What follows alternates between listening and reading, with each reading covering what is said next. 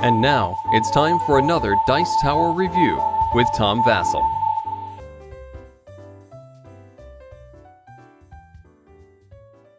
There are a lot of people out there who think that Ra is one of the greatest games ever designed, or a lot of people who like the auctions in Ra. And when I first played it, I was very, very intrigued with how the auctions worked.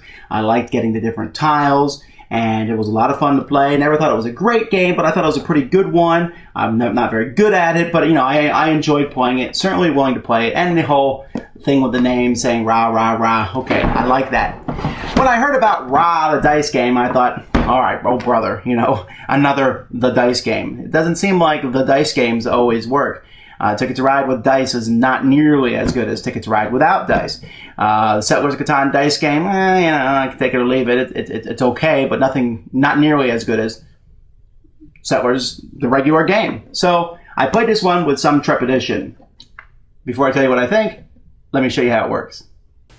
Each player in the game gets a pile of wooden cubes of their color. Ooh, I know we're off to a great start here, but hear me out. Let's continue. The little Ra figure, yay, he is placed on a certain number depending on how many players are playing. So let's say 3 players are playing, he would start there. On your turn, you are basically going to roll these dice.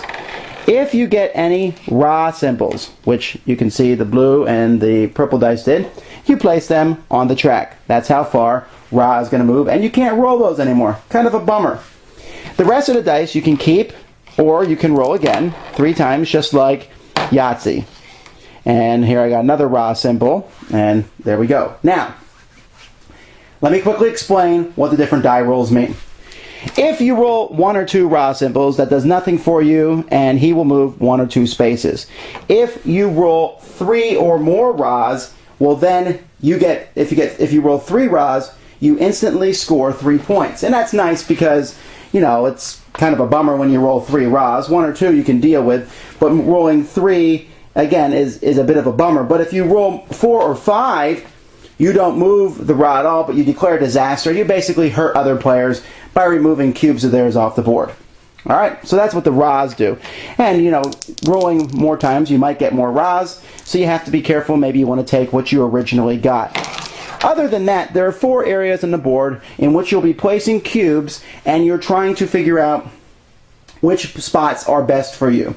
If you roll monuments, you are placing cubes of your colors in these monuments areas. Depending on which die rolled the monument is going to depend on where you can place them. And you can place them, on the same turn you have to place them in different columns, but you place them in the color row of what you rolled as long as a spot of that row is open. And you have to roll a certain amount of them to get to be able to put the cubes on here. You need 2 to put 1 cube on there, so therefore you can only put 2 cubes out per turn. However, it's still a pretty neat thing to do because at the end of the game, these are going to score and you're going to get points for if you happen to get 3 or more in one column, you get points. If you get all 5 in the column, you get a whole pile of points. And if you have 1 in every column, you get points. You get 1 point for every column that you're in, and then once you go all the way to the end, you get a lot of points. So putting these on the board in different maneuvers, you're trying to get a whole column if possible, or at least 1 in every column. That will get you a lot of points. So that's one of the strategies you can go for by rolling monuments.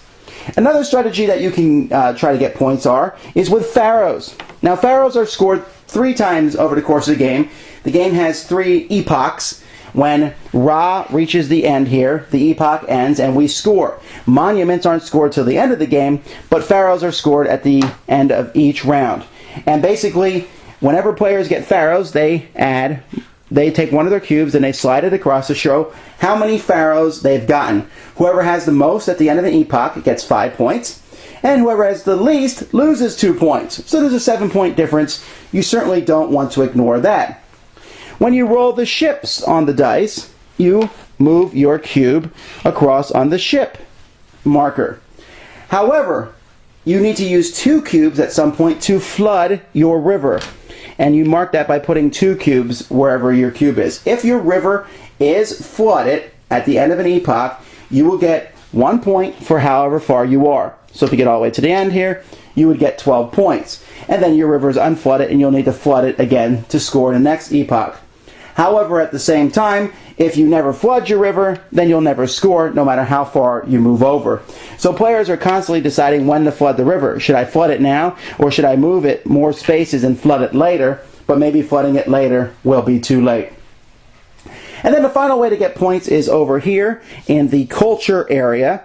And to put cubes in one of these culture areas, you need to roll 3 dice that show the culture. And if you do that, you will be able to put your cube in one of the colors that you've rolled, and then you can put more than one possibly. And you want to put your cubes in culture, because if you put no cubes in culture at the end of each epoch, you will lose 5 points. If you have 1 or 2 cubes there, nothing happens, but if you manage to get 3, you'll get 5 points, 4, 10 points, and 5, 15 points. After each epoch, these are all removed.